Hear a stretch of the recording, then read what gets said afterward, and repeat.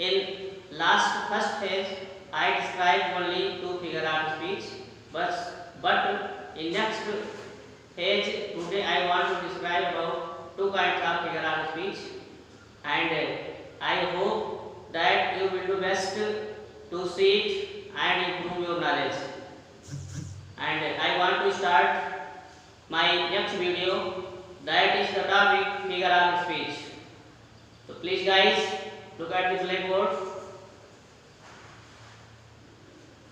Figure of speech.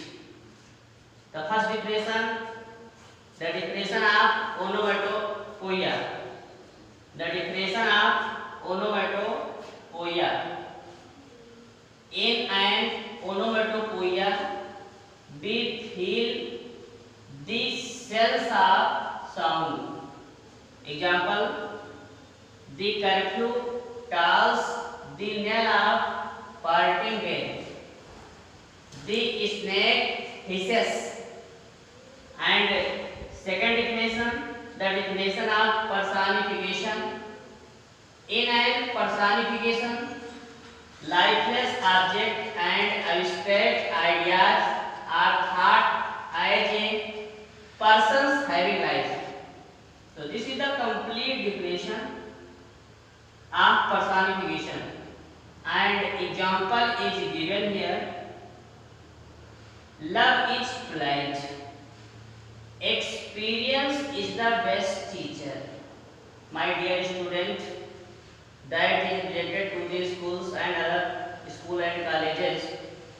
I want to say you that there are many students who is very upset that what is the simple definition of figure of speech, and they are very upset in which way they can manage of this topic, because they feel that this topic is very difficult. But I read many books, and what I learned I wrote on the blackboard. Very small definition of the onomatopoeia. तो I want to explain in Hindi. जैसा कि friends आप जानते हैं कि figure of speech का मतलब अलंकार होता है, और जैसा कि मैंने लिखा है द डिफिनेशन, परिभाषा ओनोमेटोपोइया. ओनोमेटोपोइया को हम कहते हैं ध्वनि सूचक अलंकार. मतलब ध्वनि सूचक अलंकार की परिभाषा क्या होगी?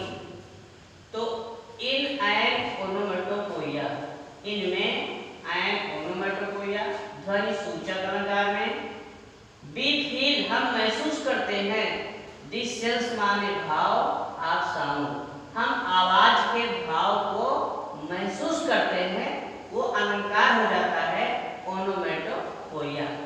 एग्जांपल से दोस्तों कैसे पता करेंगे? दी कर्फ्यू मतलब होता है गिरजाघर का घंटा.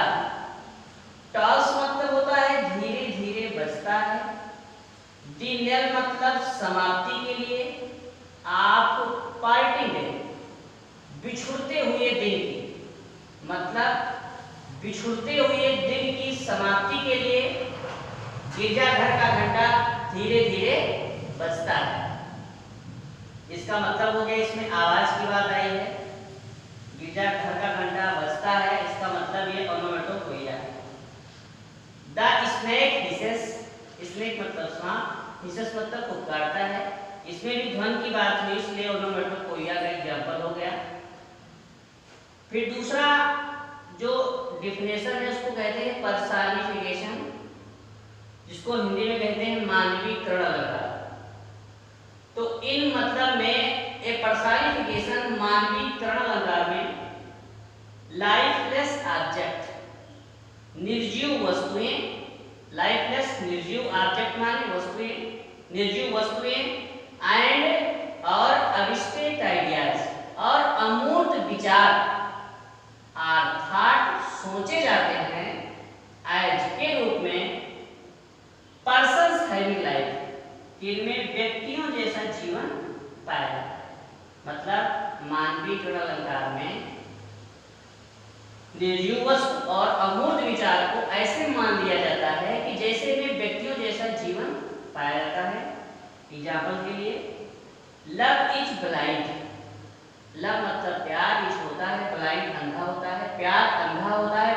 इसका मतलब प्यार एक निर्जीव चीज है, इसको सजीव मान लिया गया, इसलिए एग्जाम्पल हो गया पर्सनिफिकेशन का।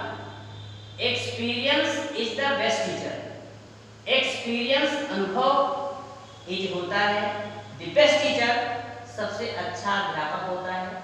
अनुभव सबसे अच्छा अध्यापक नहीं होता, टीचर अध्यापक होता है। अनुभव को सजीव मान लिया गया है।